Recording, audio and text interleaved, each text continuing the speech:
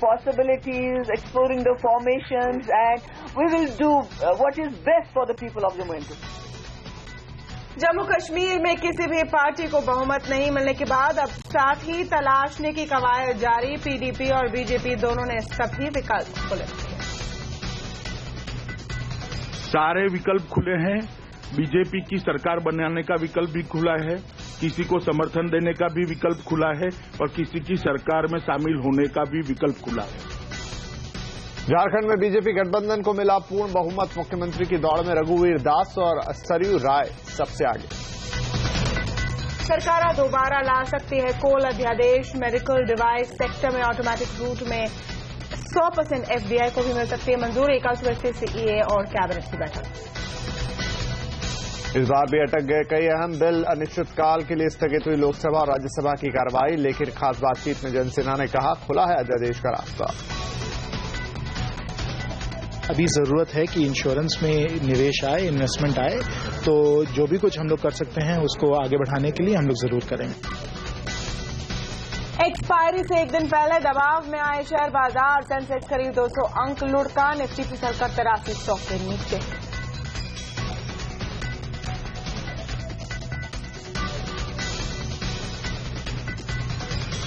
नमस्कार, यह है आवाज एट 9 और आपके साथ मैं हूं विपिन भाटिया। मैं हूं तमन्ना इनामदार दत्ता। आइए देखते हैं आज की दूसरी बड़ी खबर। तीसरी तिमाही में 5% की रफ्तार से बढ़ी अमेरिका की जीडीपी। 10 साल में सबसे मजबूत तिमाही। आंकड़ों के बाद नए शिखर पर पहुंचे डाउ और S&P 500। आईटी कंपनियों को लगा झटका। ग्लोबल बैंकों ने तय किया आईटी बजट के लिए नहीं करेंगे कोई एलोकेशन। 2005 से पहले के नोट बदलने के लिए आरबीआई ने बढ़ाया वक्त। अगले साल जून तक बदल सकेंगे नोट। और कोहरे में फंसे रेल यात्रियों को रेलवे की मदद। ट्रेन 2 घंटे लेट होने पर आईआरसीटीसी मुफ्त में देगी खाना और नाश्ता।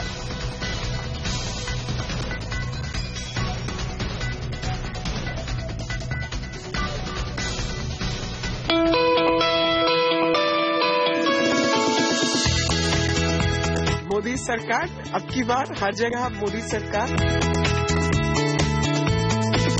जो मोदी लहर ये बता रहे थे उस हिसाब से नतीजे नहीं आए। निश्चित रूप से भारी कमी आई है मोदी लहर में। मोदी जी के नेतृत्व को, अमित शाह की योजकता को ये बहुत भारी सफलता मिली है। Matter of assurance in Jammu and Kashmir is that the ballot has won over the bullet.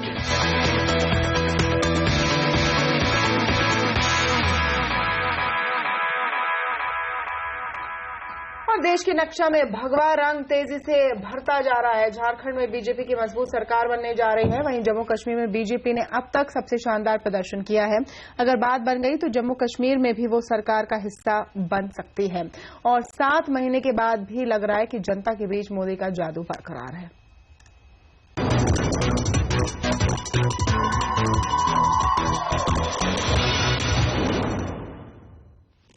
सबसे पहले बात जम्मू कश्मीर की, जहां किसी भी पार्टी को बहुमत नहीं मिला है।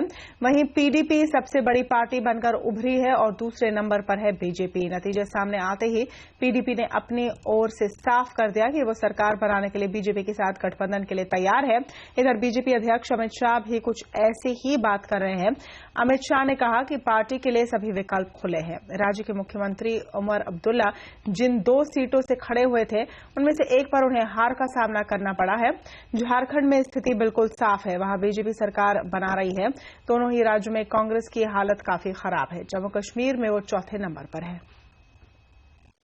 जो यहाँ की स्टेट एडमिनिस्ट्रेशन है, हम उनके भी बहुत शुक्रगुजार हैं। जिस तरह से उन्होंने इलेक्शन कंडक्ट किया, स्टेट एडमिनिस्ट्रेशन हो, पुलिस डिपार्टमेंट हो, इलेक्शन कमीशन ऑफ इंडिया हो, या फॉर दैट मैटर इवन जो दिल्ली में एनडीए की सरकार है, जो जिस किस्म के यहाँ फ्री एंड फेयर इलेक्शन हुए उसके लिए हम बहुत शुक्रगुजार हैं।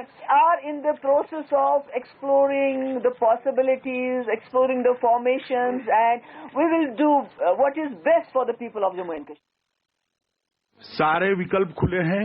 बीजेपी की सरकार बनाने का विकल्प भी खुला है, किसी को समर्थन देने का भी विकल्प खुला है और किसी की सरकार में शामिल होने का भी विकल्प खुला है।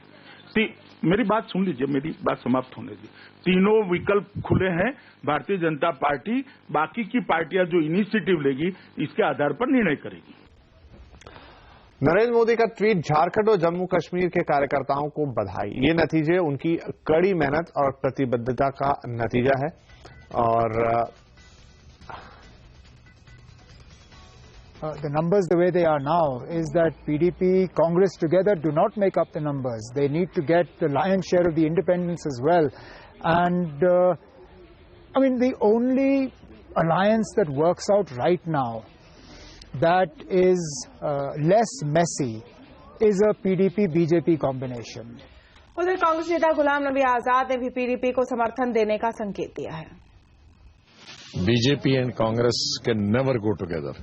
Now this is for entirely for the PDP, and PDP and BJP has been opposing each other tooth and nail in this election. Now the call has to be taken by the PDP leadership whether they would like to go with the communal forces to form the government or secular forces. आइए अब चुनाव के नतीजों पर थोड़ी बातचीत कर लें। और बातचीत करने के लिए हमारे साथ अब कार्यक्रम में शामिल हो रहे हैं CNBC आवाज के संपादक संजय पुगलिया। संजय जी, चुनावी नतीजों को बीजेपी की अगर बात करें तो उसके लिए किस तरीके से देख रहे हैं आप? एक तरफ सरकार बन रही है झारखंड में, तो दूसरी तरफ बड़ी पार्टी बन के उभरी है, नंबर 2 पर है, लेकिन शायद सरकार ना बना पाए। बीजेपी के लिए जो एक बड़ी भारी लहर लोकसभा में हमने देखी, उसके मुकाबले देखा जाए तो लहर थोड़ी मध्यम जरूर पड़ी है। हालांकि उनको सफलता मिली है। इन इलाकों में झारखंड में पूरा बहुमत लेके आना बड़ी सफलता है। जम्मू कश्मीर में पूरे जम्मू को स्वीप करना और पार्टी नंबर 2 बनना 25 सीटों के साथ बड़ी सफलता है। लेकिन जिस प्रकार की इनकी खुद की उम्मीद थी उससे कम है। झारखंड में उम्मीद 2/3 की थी, जम्मू कश्मीर में शायद नंबर 1 पार्टी बनने की उम्मीद थी, वैली में सीटें जीतने की उम्मीद थी, सिर्फ थोड़े बहुत वोट लाने की उम्मीद नहीं थी। उस नाते अगर देखा जाए तो बीजेपी को जो आशा से थोड़ा कम परिणाम यहां पर मिलते हुए दिखा है, लेकिन नेट उनको एक अच्छी सफलता तो मिली ही है। संजय जी, अगर हम जम्मू कश्मीर की बात करें तो किस तरह का जोड़ तोड़ वहां पर दिख रहा है? क्या पीडीपी और बीजेपी के कॉम्बिनेशन के अलावा भी कोई विकल्प है? बिल्कुल, और अमित शाह भी यही कह रहे हैं। बहुत बारीकी से अगर उनकी बात को सुना जाए तो ये समझ में आता है कि वो कह रहे हैं कि जो पार्टी नंबर 1 है वो पहल करे कि उसको कैसी सरकार बनानी है, क्योंकि बीजेपी तो पार्टी नंबर 2 है वहां पर। मुझे लगता है कि पीडीपी ने भी इस तरह की बातें कही है कि वो एनडीए के साथ, बीजेपी के साथ हाथ मिला सकती है। उधर पीडीपी और कांग्रेस की भी सरकार बनाने की चर्चा चल रही है। एनसी भी कोशिश करेगी, लेकिन नंबरों को देखते हुए मुझे लगता है जो मतदान का जो जनादेश का मतलब है वो साफ है कि नेशनल कॉन्फ्रेंस को पावर से बाहर रहना चाहिए, उनके साथ कुछ नहीं करना चाहिए। इसके बरक्स पीडीपी और बीजेपी की सरकार बनने की संभावना किन शर्तों पर होगी? दिल्ली में मंत्री बनेंगे, वहां मुख्यमंत्री होगा, मुख्यमंत्री बड़ी पार्टी का होगा या छोटी पार्टी का भी हो सकता है, या बारी बारी से होगा। ये सब डिटेल की बातें हैं और अमित शाह अच्छे नेगोशिएशन के लिए जाने जाते हैं। इसीलिए उन्होंने कहा तीनों विकल्प खुले हुए हैं, सरकार में शामिल हो सकते हैं, सरकार बना सकते हैं और कोई और भी पार्टी के साथ बात हो सकती है। तीनों विकल्प खुले हैं, ऐसा उन्होंने कहा है। संजय जी, अब बात करें अगर कांग्रेस की, तो दोनों ही राज्यों में कांग्रेस की करारी हार है, तो क्या माना जाए? जम्मू कश्मीर में भी सरकार में शामिल होने के दरवाजे करीब करीब उनके लिए बंद है। कांग्रेस का मुझे नहीं लगता है कि इस किसी भी चुनाव में कहीं कोई सीन है। कांग्रेस एक ऐसी पार्टी है जो अपने आप को बहुत अभी भी चालाक समझती है। उसको लगता है कि वो घर बैठे रहेंगे और पब्लिक किसी दिन आएगी, क्योंकि बीजेपी से वो निराश हो जाएगी, उस दिन ये अपनी रणनीति बता देंगे। न इनके पास दिशा है, न रणनीति, न जज्बा बचा है कि ये दम लगा करके चुनाव लड़ें। ये रस्म अदायगी के लिए पॉलिटिक्स कर रहे हैं इस वक्त, बिल्कुल ऐसा ही लगता है। शुक्रिया संजय जी हमसे बात करने के लिए। यहाँ पर एक छोटा सा ब्रेक लेंगे। ब्रेक के बाद बीजेपी के वरिष्ठ नेता और वित्त राज्य मंत्री जयंत सिन्हा से एक्सक्लूसिव बातचीत करेंगे। जानेंगे कि जम्मू कश्मीर और झारखंड में क्या वाकई में मोदी मैजिक बरकरार रहा।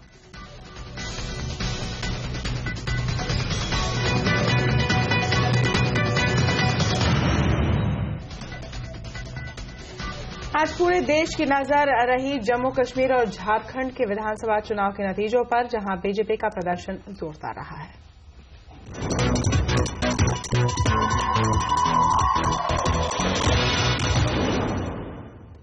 नतीजों पर चर्चा करने के लिए अब हमारे साथ जुड़े हैं बीजेपी के वरिष्ठ नेता और वित्त राज्य मंत्री जयंत सिन्हा। सिन्हा साहब, स्वागत है आपका आवाज एट 9 में। सबसे पहली बात, आपको मुबारकबाद।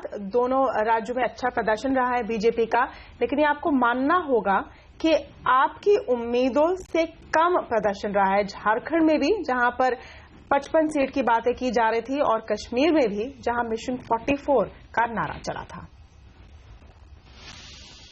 नहीं, मैं तो इससे सहमत नहीं हूं। हमारी कोशिश हरदम थी कि झारखंड में पूर्ण बहुमत आए, और पूर्ण बहुमत आई है। और जो जनादेश आया है उससे तो आपको स्पष्ट नजर आएगा कि जनता इस बार विकास और सुशासन को उन्होंने वोट दिया है। और जम्मू एंड कश्मीर में भी मुझे लगता है कि उन्होंने वही संदेश सुना, वही संदेश अपनाया और उसी प्रकार से वोट दिया। इसलिए देश भर में जो लहर जो चल रही है वो लहर है कि सब जातिवाद, वंशवाद छोड़कर जनता सुशासन और विकास के लिए वोट दे रही है। सिन्हा साहब, अगर हम थोड़ा देखें, नजर डालें यहाँ पर, तो जम्मू कश्मीर में तो बीजेपी को जम्मू में तो सीटें मिली हैं, लेकिन कश्मीर में सफलता हाथ नहीं लग पाई। तो क्या लगता है आपको, इसकी वजह यह है कि वोटों का पूरी तरह से पोलराइजेशन हो गया था? नहीं, ये सब देखिए हमें पूरी तरीके से समझना पड़ेगा। अभी हम लोगों का वोट शेयर कितना बड़ा है घाटी में, वो देखना पड़ेगा। हमें देखना पड़ेगा कि कैसे कैसे कैंडिडेट्स जीते हैं, कौन से कैंडिडेट्स नहीं जीते। ये सब जांच करके ही आदमी पूरे तरीके से समझ सकता है कि जनता किसको स्वीकार किया उन्होंने और किसको उन्होंने नहीं स्वीकार किया। इसलिए it's much too early to tell right now. हम देखते हैं, जांच करते हैं, समझते हैं, लोगों से बातचीत करते हैं। और साथ साथ आपको मालूम ही है कि जम्मू में बहुत अच्छा हम लोगों का परिणाम आया है। और हम लोगों का वोट शेयर पूरी तरीके से, अगर आप देखिएगा पूरे जम्मू कश्मीर लद्दाख में लेकर देखिएगा, तो उसमें भी बढ़ोतरी हुई है। इसलिए जनता हमें अपना रही है। और जैसे मैंने पहले ही कहा था कि सुशासन और विकास का जो हमारा मैसेज है और जिसके प्रधानमंत्री जी स्वयं प्रतीक हैं, वो मुझे लगता है जनता को बहुत पसंद आया है। लेकिन अगर हम JNK की बात करें सिन्हा साहब, अब आपके सामने विकल्प है कि आप PDP के साथ हाथ मिलाएं, जिनसे आपकी पार्टी के काफी सारे अंतर हैं आइडियोलॉजी में। तो क्या श्रीनगर में सरकार बनाने के लिए आपको आर्टिकल 370 और AFSPA जैसे मुद्दों को कहीं पीछे छोड़ना पड़ेगा, कॉम्प्रोमाइज करना पड़ेगा? अभी देखिए क्या क्या होता है। सब लोगों से बातचीत, चर्चा चल रही है, और उस चर्चा और बहस के बाद ही हम बता सकेंगे कि किस प्रकार से सरकार बन सकेगी। परंतु जो विचारधारा हमारी है और जो विचारधारा और अलग पार्टियों की है, वो उनको मिलना चाहिए। और जैसे मैंने कहा, आज के समय जनता विकास चाह रही है, और जो पार्टी विकास के साथ हम लोगों के साथ जुड़ी हुई है, चाहती है जनता का विकास हो, उनके साथ ही अच्छी सरकार बनेगी। राइट। तो अब यहाँ पर क्या कहें कि क्या पार्टी की आइडियोलॉजी सरकार के कामकाज पर असर डाल रही है? विपक्ष ने इस मुद्दे पर संसद को नहीं चलने दिया, क्या कहेंगे आप? देखिए, जो अभी कठिनाई हम लोग जिसको झेल रहे हैं राज्यसभा में, कि हमारे जो वहां बिल्स हैं वो पारित नहीं हो रहे हैं। आप देखिएगा कि लोकसभा में जितना हम लोगों का प्रोडक्टिव सत्र रहा, जितना हम लोगों ने काम किया, जितने बिल्स पारित हुए, मैंने स्वयं कल एक बिल पारित किया। तो लोकसभा में जहां हम लोगों को जनादेश मिला हुआ है, हम लोग काम कर रहे हैं, बड़े जबरदस्त तरीके से काम कर रहे हैं। राज्यसभा में और जहां की विरोध वाले थोड़े बहुत नंबर्स उनके हैं, वहां वो लोग काम पे नहीं, ये सब और मामले उठाकर डिस्ट्रैक्शन ला रहे हैं, जिसमें कि वो हमें काम करने से रोके। मुझे लगता नहीं है कि जो बातें वो उठा रहे हैं उनमें कोई दम है, ना उसमें कोई सब्सटेंस है, ये उसमें कुछ जान है नहीं। परंतु क्योंकि उन्हें किसी तरीके से भी हम लोगों को रोकना है, वो ये बातें उठा रहे हैं। देखिए, हम लोग जो काम कर रहे हैं, हम लोगों की जो कोशिश है, वो जनता के हित में है। हम लोग विकास पे लगे हुए हैं, हम लोग जनता के लिए मेहनत कर रहे हैं, जनता के लिए संघर्ष कर रहे हैं। हमारे जो विरोधी दल है वही ये सब मुद्दों को उठाकर राज्यसभा को रोकने की कोशिश कर रहे हैं और कहने की कोशिश कर रहे हैं कि हम लोग ये सब और जो बातें जो आपने उठाई, धर्म परिवर्तन की वगैरह वगैरह, इन बातों में हम लोग लगे हुए हैं। हम लोग बिल्कुल नहीं लगे हुए हैं, हम लोग तो विकास में लगे हुए हैं। अगर और कोई संस्था आकर ये सब काम कर रही है जी, लेकिन सिन्हा साहब, दिक्कत यहाँ पर आ रही है कि इस पर आपने चुप्पी बनाई हुई है, और यहाँ पर आप सिलेक्टिव नहीं हो सकते शायद कि किस मुद्दे पर बात करेंगे, किस मुद्दे पर नहीं। तो क्यों ना इस मुद्दे को एड्रेस किया जाए, ताकि कम से कम कामकाज तो जारी रहे। प्रधानमंत्री जी और हमारे वरिष्ठ नेताओं ने सब लोगों ने कहा है कि हमारा जो मैसेज है, हमारा जो काम है वो विकास की तरफ है। और अगर लोग चाहें, हमारे विरोधी जो हैं वो उठा रहे हैं इन बातों को, इसका ये मतलब नहीं है कि हम लोग उन बातों से सहमत हैं। चाहे आप प्रधानमंत्री जी को देखिए या वित्त मंत्री जी को देखिए या गृह मंत्री जी को देखिए, सब लोगों ने स्पष्टता से, चाहे सदन में या सदन के बाहर, उन्होंने कहा है कि हमारा काम जो है वो विकास का काम है। इन सब बातों में हम लोग नहीं है, सरकार इन बातों में नहीं लगी हुई है, भारतीय जनता पार्टी इन बातों में नहीं लगी है। अगर कहीं कोई लोग ये बातें कर रहे हैं और उस बातों को लेकर जो हमारे विरोधी दल हैं वो उस बातों को छेड़ रहे हैं और उसके कारण सदन को नहीं चलाने दे रहे हैं, तो वो उनकी हरकत है। हमारा काम तो एकदम स्पष्टता से चल रहा है। और प्रधानमंत्री जी, गृह मंत्री जी, हमारे वित्त मंत्री जी, सब जो हमारे वरिष्ठ नेता हैं, उन्होंने बड़ी स्पष्टता से इस बात का उन्होंने जिक्र किया है कि हम लोग इस काम में लगे हुए हैं। तो आज भी जो हम लोगों की बैठक हुई, वहां भी ये सब बातें हुई और वहां भी हम लोगों ने स्पष्टता से सब लोगों को समझाया है कि हम लोग जनता के काम में लगे हुए हैं, विकास के काम में लगे हुए हैं। और ये सब जो बातें जो उठाई जा रही हैं वो विरोधी हमारे उठा रहे हैं, हम लोग नहीं उठा रहे हैं इन बातों को। भारतीय जनता पार्टी कुछ कर रही है इस किस्म की काम? कोई काम नहीं हम लोग कर रहे हैं। सरकार में हम लोग कुछ कर रहे हैं इस किस्म का? कोई काम बिल्कुल नहीं हम लोग ये किस्म का काम कर रहे हैं। तो और अगर कोई संस्थाएं जो पहले भी करती आई हैं, कर रही हैं, अगर इस किस्म का काम कर रहे हैं, तो ये विरोधी दल हैं जो इस बातों को लेकर उठाने की कोशिश कर रहे हैं। हम लोग तो इससे बिल्कुल इसमें पार्टिसिपेट नहीं कर रहे। चलिए, फिलहाल शुक्रिया हमसे बातचीत करने के लिए आपका सिन्हा साहब। और आइए, नीलाब ने 2 यहाँ राज्यों के चुनाव के नतीजों को अपने कार्टून्स में बताने की कोशिश की है। देखिए किस तरीके से चुनाव के नतीजों को दिखाया है।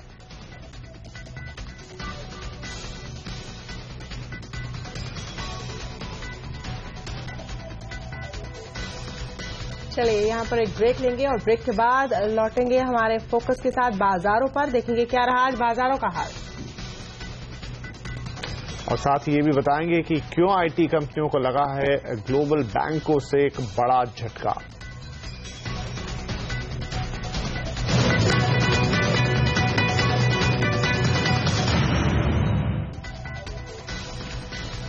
आइए अब बात करते हैं शेयर बाजार की, जहां एक्सपायरी से पहले लगातार 3 दिनों से चली आ रही तेजी पर ब्रेक लगता दिखा। ऊपरी स्तरों से हुई मुनाफा वसूली बाजार को आज जोरदार झटका दिया है। सेंसेक्स निफ्टी करीब 0.25% की गिरावट के साथ बंद हुए, तो छोटे मझोले शेयरों की भी आज जमकर पिटाई हुई। Metal, capital goods, FMCG share ने बाजार पर सबसे ज्यादा दबाव बनाया।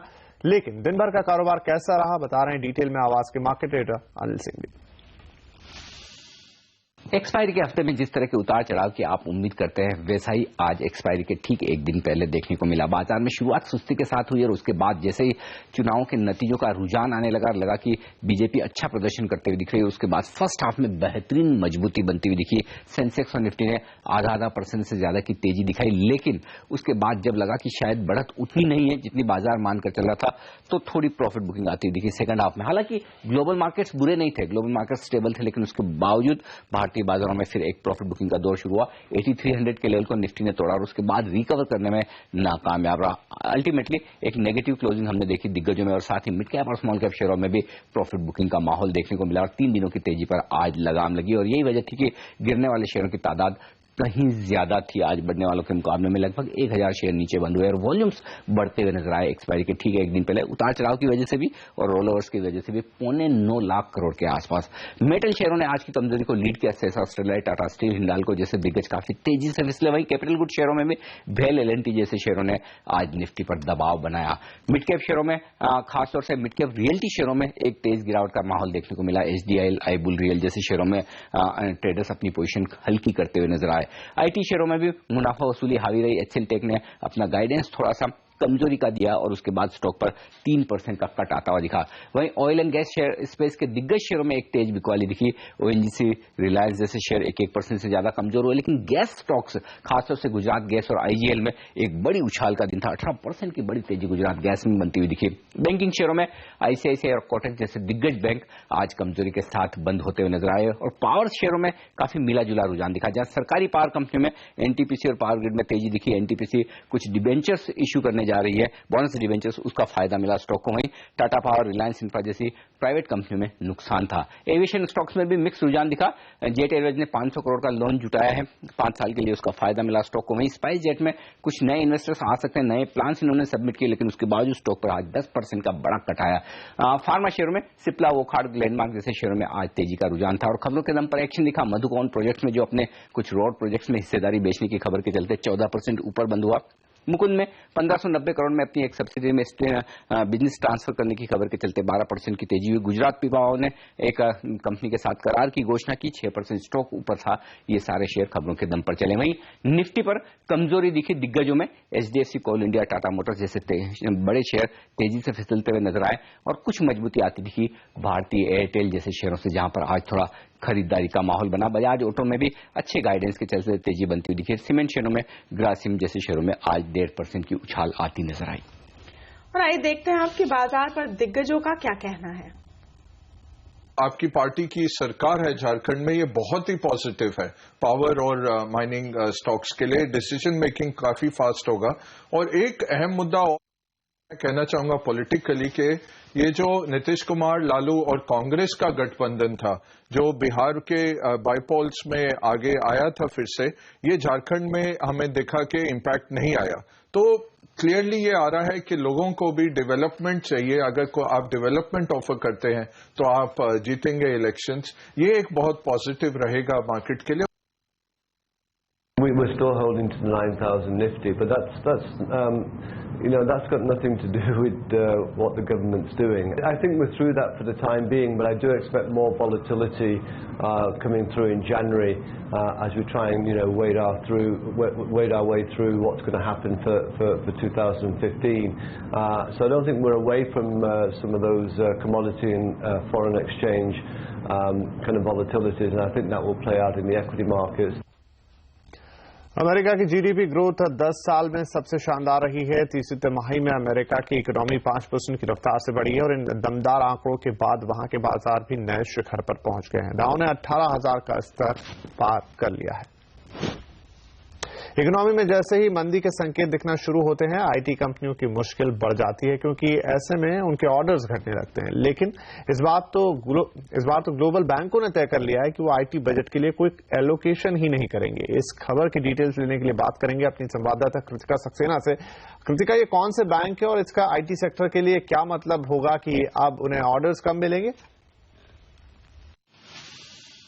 जी हाँ, हमारे सूत्रों से हमें ये जानकारी मिली है कि 3 ग्लोबल बैंक्स ने, जो कि यूबीएस, जेपी मॉर्गन और गोल्डमैन सैक्स स्पेसिफिकली, इन तीनों ग्लोबल बैंक्स ने आईटी स्पेंडिंग और डिस्क्रिशनरी स्पेंडिंग को अपने कैलेंडर ईयर 2015 के पूरे बजट से निकाल दिया है। वजह यह है कि जो ये बैंक्स है वो काफ़ी कंसोलिडेशन के थ्रू गुजर रहे हैं और डिस्क्रिशनरी स्पेंडिंग में कट तो जाहिर ही है, लेकिन हालांकि पिछले 3-4 साल से ये कट हो रहे हैं, लेकिन ये पहली बार हुआ है कि जो डिस्क्रिशनरी स्पेंडिंग है वो सेपरेटली एलोकेट नहीं किया गया है। हमारे सूत्रों ने ये भी कहा है कि आगे जाके इन तीनों बैंक्स ने first half of the year में कोई न्यू कॉन्ट्रैक्ट और रिन्यूअल कॉन्ट्रैक्ट नहीं है, लेकिन ये भी जानकारी मिली है कि जेपी मॉर्गन फिलहाल $500 मिलियन की डील देख रहा है, लेकिन जुलाई अगस्त 2015 में, और यूबीएस $150 मिलियन की डील देख रहा है करीबन जून to अगस्त के बीच में। तो लार्जली ये लार्ज जो आईटी कंपनीज होती हैं, TCS, HCL tech, Infosys, Wipro, ये बीएफएसआई पे डिपेंड करती हैं, तो उसकी वजह से उनका जो एक्सपोजर है बीएफएसआई से वो थोड़ा कम हो सकता है। लेकिन काफ़ी आईटी प्लेयर्स ने कहा है कि ऐसा इश्यूज हो रहे थे बीएफएसआई में, ऐसे इश्यूज हो रहे थे इंडिविजुअल क्लाइंट्स में, और इंडिविजुअल आईटी प्लेयर्स प्रिपेयर्ड हैं और अपना मॉडल और गो टू मार्केट और क्लाइंट डिलीवरी मॉडल चेंज कर रहे हैं इस इशू को फिट करने के लिए। जी शुक्रिया। इस बीच टेक महिंद्रा के executive vice chairman Vineet Nayar ने कहा है कि डॉलर की मजबूती से भारत की सभी आईटी कंपनियों की आय पर असर पड़ेगा। Well, it's going to impact everyone almost uniformly because dollar has strengthened.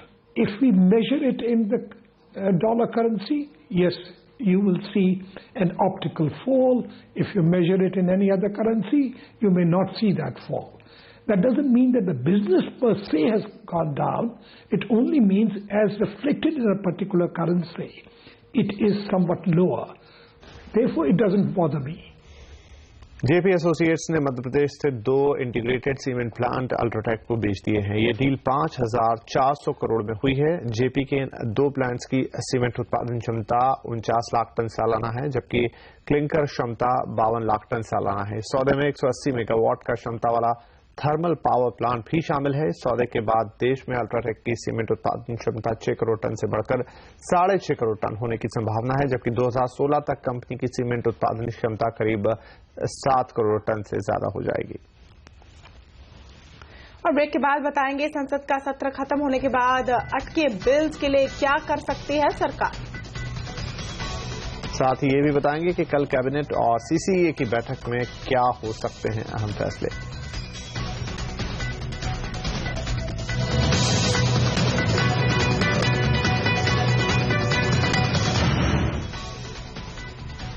संसद का एक और सत्र हंगामे की भेंट चढ़ गया। लोकसभा और राज्यसभा अनिश्चित काल के लिए स्थगित कर दी गई है। सरकार ने सत्र की अवधि को आगे नहीं बढ़ाने का फैसला किया है। हंगामे की वजह से बीमा और कोल बिल जैसे अहम बिल पास नहीं हो सके। ऐसे में सरकार ऑर्डिनेंस लाने के विकल्प पर विचार कर रही है। देखिए, अब हम लोगों को बैठकर सोचना पड़ेगा कि हम लोगों को क्या करना चाहिए। जो भी उचित है वही हम लोग करेंगे, जनता के हित में करेंगे, जैसे हम लोग करते आए हैं। और अभी जरूरत है कि इंश्योरेंस में निवेश आए, इन्वेस्टमेंट आए, तो जो भी कुछ हम लोग कर सकते हैं उसको आगे बढ़ाने के लिए हम लोग जरूर करेंगे। और इस मामले पर ज्यादा बातचीत के लिए हमारे साथ जुड़ रहे हैं आवाज के ब्यूरो चीफ लक्ष्मण रॉय। लक्ष्मण, सरकार ऑर्डिनेंस के जरिए किन बिलों को पास कराने की कोशिश कर सकती है और क्या इससे निवेशकों को सही संकेत मिलेगा? देखिए, काफी अहम सवाल है, क्योंकि सरकार काफी कोशिश की कि महत्वपूर्ण बिल जो आर्थिक सुधार के लिए जरूरी हैं उनको पारित करा लिया जाए, लेकिन वो पारित कराने में नाकाम साबित हुई। अब सरकार जो ऑर्डिनेंस का रास्ता अपनाना चाहती है उसमें जो सबसे महत्वपूर्ण होगा वो होगा कोल ऑर्डिनेंस, जो सरकार पिछले दिनों लाई थी, संसद में पारित करना चाह रही थी, लोकसभा ने पारित किया, राज्यसभा से पारित हो नहीं पाया। दूसरा महत्वपूर्ण बिल है वो है इंश्योरेंस अमेंडमेंट बिल, जिसके जरिए सरकार इंश्योरेंस में एफडीआई की सीमा 49% तक करना चाहती है, 26% से इंश्योरेंस सेक्टर में काफी सुधार करना चाहती है। इसके सिलेक्ट कमेटी की रिपोर्ट आ चुकी है, लेकिन सदन में सरकार इसको पेश तक नहीं कर पाई राज्यसभा में हंगामे की वजह से। इन दोनों बिल को सरकार ऑर्डिनेंस के जरिए लाना चाहेगी। तीसरा बिल जो लटक गया राज्यसभा के हंगामे की वजह से वो था कंपनीज बिल। इसको लोकसभा ने पारित कर दिया है, लेकिन राज्यसभा में अटका रह गया। ये भी एक काफी महत्वपूर्ण बिल है, लेकिन शायद सरकार इस पे ऑर्डिनेंस का रास्ता ना अपनाए। लेकिन महत्वपूर्ण सवाल यह है कि ऑर्डिनेंस के जरिए सरकार महत्वपूर्ण बिलों को लागू भी करना चाहती है, तो क्या उसका फायदा उतना मिल पाएगा जितना सरकार चाहती थी? इसका जवाब जानकारों की माने तो ना के बराबर है, क्योंकि मान ले इंश्योरेंस में अध्यादेश का रास्ता अपनाते हैं तो वहां पे निवेशक को लाना मुख्य मकसद था, लेकिन निवेशक अध्यादेश के आधार पर आना चाहेगा ये थोड़ा सा मुश्किल दिखता है, क्योंकि अध्यादेश एक अस्थायी व्यवस्था होती है।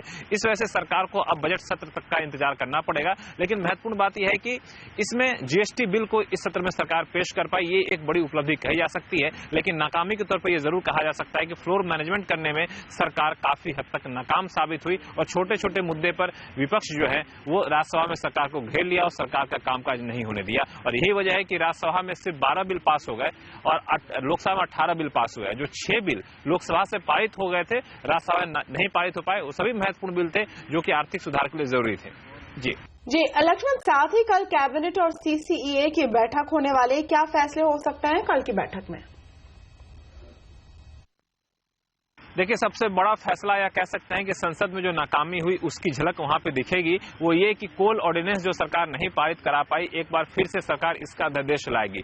कोल ऑर्डिनेंस पिछले दिनों लाई थी सरकार सुप्रीम कोर्ट के फैसले के बाद, जिसके बाद कोल ब्लॉक के ऑक्शन की नीलामी का रास्ता साफ किया था और कोल सेक्टर में थोड़े बहुत संतुलित तरीके से रिफॉर्म की शुरुआत की थी ऑर्डिनेंस के जरिए। उसके तुरंत बाद सरकार ने सदन में उसे रखा, लोकसभा से पारित हुआ, राज्यसभा में पारित नहीं हो पाया। अब सरकार इसे फिर से ऑर्डिनेंस लाना जरूरी होगा, क्योंकि ऐसा कानूनी तौर पर सरकार के लिए बाध्य करना। इस वजह सरकार इसे ऑर्डिनेंस लाना चाहेगी फिर से। तो कल इस ऑर्डिनेंस को लाने के प्रस्ताव को मंजूरी मिल सकती है, क्योंकि 6 जनवरी को मौजूदा ऑर्डिनेंस की अवधि खत्म हो रही है। तो एक तो होगा कि कोल सेक्टर के लिए ऑक्शन की प्रक्रिया के लिए फिर से जो पिछला अध्यादेश है उसी को सरकार आगे 6 महीने तक जारी करने का फैसला ले सकती है, लेकिन उसे फिर से बजट सत्र में सरकार को बिल के तौर पर मंजूरी कराना होगा संसद से। दूसरा जो महत्वपूर्ण फैसला हो सकता है cabinet committee on economic affairs में, वो है कि मेडिकल डिवाइसेस बनाने वाले इंडस्ट्री को फार्मा सेक्टर से अलग किया जा सकता है और इसके साथ ही ऑटोमेटिक रूट से 100% एफडीआई का रास्ता खुल जाएगा, क्योंकि अभी हम जरूरतों का करीब 75% मेडिकल डिवाइसेस इंपोर्ट करते हैं और उस इंपोर्ट की निर्भरता कम करने के लिए और मेक इन इंडिया की जो सरकार की मुहिम है इसको सफल बनाने के लिए सरकार ये कदम उठाना चाहती है। यानी मेडिकल डिवाइसेस में 100% एफडीआई ऑटोमेटिक रूट से हो जाएगा, उसके लिए सरकार की मंजूरी नहीं होगी और इससे मैन्युफैक्चरिंग सेक्टर को काफी बढ़ावा मिलेगा, ऐसी उम्मीद की जा रही है। जी शुक्रिया। वित्त मंत्री अरुण जेटली के बजट को बेहतर कैसा बनाया जाए, इसी पर सीएनबीसी आवाज ने शुरू की है खास सीरीज बजट बिग आइडियाज की। यानी इस कड़ी में और इसी कड़ी में कल यानी बुधवार को सुबह 9:30 बजे चर्चा होगी एनाम होल्डिंग्स के डायरेक्टर मनीष चौखानी के साथ, जो बताएंगे कि बजट के लिए क्या है उनके बिग आइडियाज।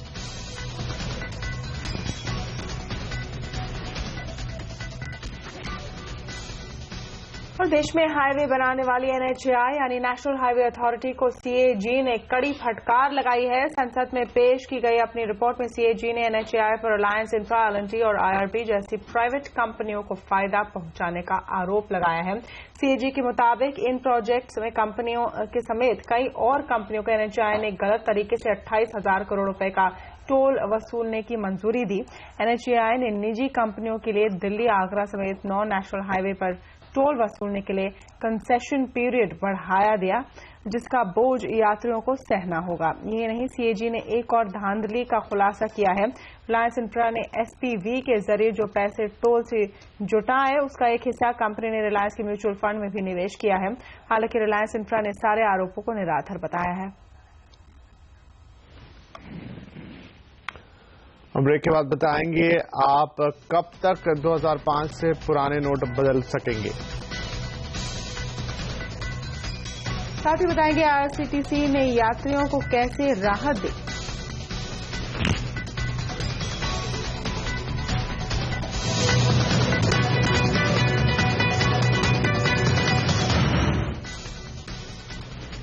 करोड़ों रुपए की धोखाधड़ी वाले सत्यम घोटाले के मामले में फैसला टल गया है। अब इस पर अंतिम फैसला 9 मार्च को आएगा। सीबीआई स्पेशल कोर्ट के मुताबिक सत्यम जैसे गंभीर घोटाले में जल्दबाजी में कोई भी फैसला नहीं सुना सकते हैं। इस मामले में सुनवाई लगभग 6 साल से जारी है। घोटाले के मास्टरमाइंड रामलिंग राजू पर सत्यम कंप्यूटर्स के मुनाफे को बढ़ा चढ़ाकर दिखाने के साथ खातों के साथ छेड़छाड़ और इनकम टैक्स छिपाने जैसे कई गंभीर आरोप हैं। रामलिंग राजू के अलावा इस घोटाले में उसके 2 भाई और कंपनी के कई पूर्व अधिकारी भी आरोपी साबित हुए हैं। इस घोटाले पर बनी एसएफआईओ ने 2009 में राजू और अन्य आरोपियों के खिलाफ कंपनी कानून के उल्लंघन के खिलाफ 7 शिकायतें दायर की थी। इसके अलावा ईडी ने भी मनी लॉन्ड्रिंग के कई मामले दर्ज किए हैं। सिंगापुर के सॉवरेन वेल्थ फंड जीआईसी ने निर्लॉन में बड़ी हिस्सेदारी खरीदी है। जीआईसी की सहयोगी कंपनी रेकोबेरी 222 रुपए प्रति शेयर पर निर्लॉन का 34.2% हिस्सा खरीदेगी। रेकोबेरी ये हिस्सा गिराल्टन फाइनेंस, रियल इंडिया इन्वेस्ट और प्रमोटरों से खरीदेगी। रेकोबेरी 28.4% हिस्से के लिए ओपन ऑफर भी लाएगी। कंपनी ओपन ऑफर 222 रुपए प्रति शेयर पर ही लाएगी। ओपन ऑफर के बाद रेकोबेरी की निर्लॉन में 62.6% हिस्सेदारी हो जाएगी। कंपनी मौजूदा प्रमोटर के कुणाल सागर और राहुल सागर से अतिरिक्त 5% शेयर भी खरीदेगी। कुणाल सागर कंपनी के एग्जीक्यूटिव वाइस चेयरमैन और राहुल सागर एग्जीक्यूटिव डायरेक्टर बने रहेंगे। इंश्योरेंस रेगुलेटर आईआरडीए ने नियम नहीं मानने के कारण 2 इंश्योरेंस कंपनियों पर जुर्माना लगाया है। आईआरडीए ने मैक्स लाइफ इंश्योरेंस पर 55 लाख रुपए का जुर्माना लगाया है। आईआरडीए ने मैक्स लाइफ इंश्योरेंस को इंश्योरेंस सेवा आउटसोर्स करने में नियम नहीं मानने का दोषी पाया है। मैक्स लाइफ इंश्योरेंस ने डिंगाटा मल्टी सर्विस को इंश्योरेंस सेवा आउटसोर्स की थी। आईआरडीए ने Canada HSBC OBC life insurance पर भी 31 लाख रुपए का जुर्माना लगाया है। रेगुलेटर ने इंश्योरेंस आनंद राठी इंश्योरेंस ब्रोकर को भी चेतावनी दी है। आईआरडीए ने आनंद राठी इंश्योरेंस ब्रोकर के आनंद राठी फाइनेंशियल सर्विसेज से लेन देन पर रोक लगा दी है। आईआरडीए ने कहा कि आनंद राठी इंश्योरेंस ब्रोकर सिर्फ ब्रोकर का काम करे। रेगुलेटर ने आनंद राठी इंश्योरेंस ब्रोकर पर भी 5 लाख का जुर्माना लगाया है। अगर आपके पास 2005 से पुराने नोट हैं तो आपके लिए अच्छी खबर है। रिजर्व बैंक ने इन नोटों को बदलने की समय सीमा 6 महीने और बढ़ा दी है। अब आप ये नोट 30 जून 2015 तक बदल सकते हैं। पहले रिजर्व बैंक ने 1 जनवरी तक की ही समय सीमा तय की थी। रिजर्व बैंक ने यह साफ किया कि 2005 से पुराने नोट पहले की तरह चलते रहेंगे। बैंक ग्राहक अपनी नजदीक की ब्रांच में जाकर ये नोट बदलवा सकते हैं। रिजर्व बैंक कम सिक्योरिटी फीचर होने के कारण इन नोटों को जमा करा रही है। अगर आप अहमदाबाद में रहते हैं तो सेकंड हैंड गाड़ी खरीदने की सोच रहे हैं तो ये खबर आपके लिए बड़े काम की है। श्रीराम ट्रांसपोर्ट ने अहमदाबाद में भी अपना ऑटो मॉल खोल दिया है और क्या है इस मॉल में खास, आइए जानते हैं। ये तस्वीरें ऑटो मॉल की हैं। इस मॉल में सेकंड हैंड 2 व्हीलर्स, 4 व्हीलर्स और कमर्शियल वाहनों की बिक्री की जाएगी। गौर करने वाली बात यह है कि भारी डिमांड को देखते हुए कंपनी ने बिक्री के लिए नीलामी का रास्ता अपनाया है।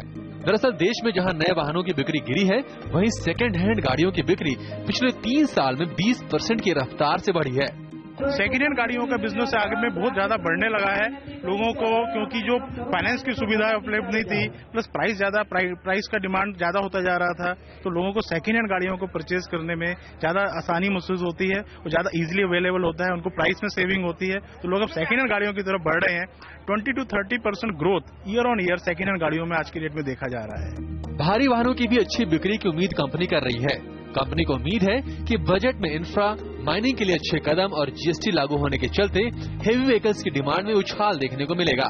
लॉन्ग डिस्टेंस में हम पुराना गाड़ी ज्यादा नहीं चला सकते, इसलिए रिप्लेसमेंट डिमांड वापस आ रहा है। तो अब 3 महीने में थोड़ा सेल इम्प्रूव हो गया है हेवी व्हीकल में, और मुझे लगता है ये इम्प्रूवमेंट रहेगा कंटिन्यूस। एक बार गवर्नमेंट का नया बजट में ये इंफ्रा एक्टिविटीज, माइनिंग एक्टिविटीज और जीएसटी का एक लॉन्ग टर्म प्लान मिलने के बाद मुझे लगता है ये सब लोग नया गाड़ी खरीदने में उत्तेजित होंगे। ऑटो मॉल के इस यूनिक कॉन्सेप्ट को जबरदस्त रिस्पांस भी मिल रहा है। देश में श्रीराम ट्रांसपोर्ट का ये 44वां ऑटो मॉल है और 1 साल में कंपनी 60 और ऐसे मॉल खोलने जा रही है। मनीष देसाई, अहमदाबाद। उत्तर भारत में ठंड और कोहरे से रेल मुसाफिरों को काफी दिक्कतें आ रही हैं। ट्रेनें घंटों देर से चल रही हैं, लेकिन एक दिक्कत को दूर करने का जिम्मा रेलवे की सहयोगी कंपनी आईआरसीटीसी ने उठाया है। अगर आपकी ट्रेन 2 घंटे से ज्यादा लेट होती है तो आईआरसीटीसी आपको मुफ्त में चाय, नाश्ता और खाना देगी।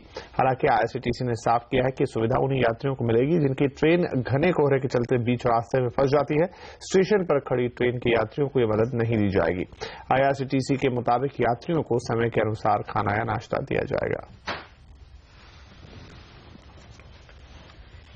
और ब्रेक के बाद बताएंगे सीएनबीसी आवाज ने किया रियल एस्टेट दिग्गजों का सम्मान।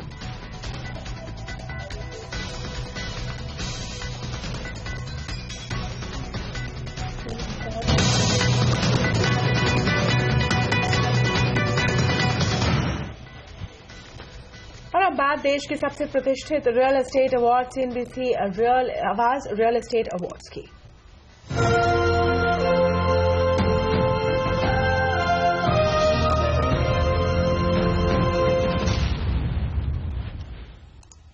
और देश के सबसे प्रतिष्ठित सीएनबीसी आवाज रियल एस्टेट अवार्ड दिल्ली में दिए गए। केंद्रीय शहरी विकास मंत्री वेंकैया नायडू और शहरी विकास राज्य मंत्री बाबुल सुप्रियो ने देश की रियल एस्टेट से जुड़ी कंपनियों और हस्तियों को उनके उल्लेखनीय योगदान के लिए सम्मानित किया। फिर वही रात है ख्वाब की, हो रात भर ख्वाब में देखा करेंगे तुम्हें, फिर वही रात है।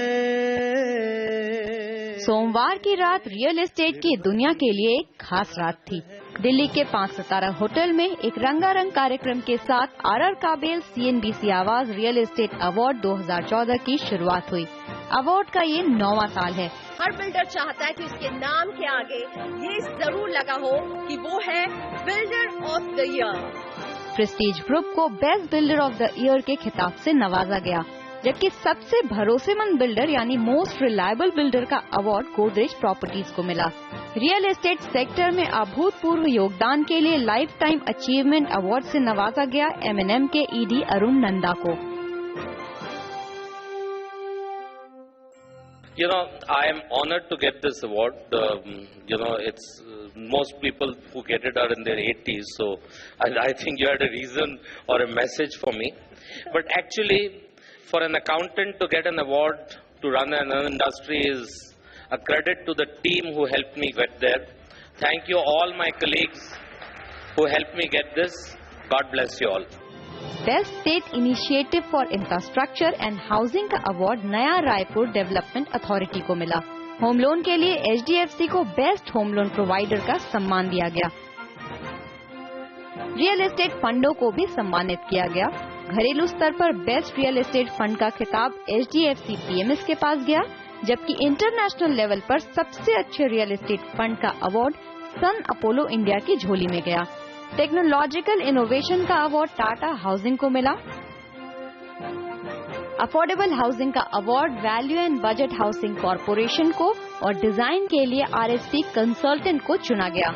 साथ ही अलग अलग शहरों की चुनिंदा कैटेगरी के प्रोजेक्ट्स को भी रियल एस्टेट अवार्ड से नवाजा गया। इस मौके पर आवाज ने रियल एस्टेट से जुड़ी चुनौतियों और उसके समाधानों को लेकर एक चार्टर शहरी विकास मंत्री वेंकैया नायडू को सौंपा, ताकि रियल एस्टेट सेक्टर की बुनियाद मजबूत रहे। Bureau report.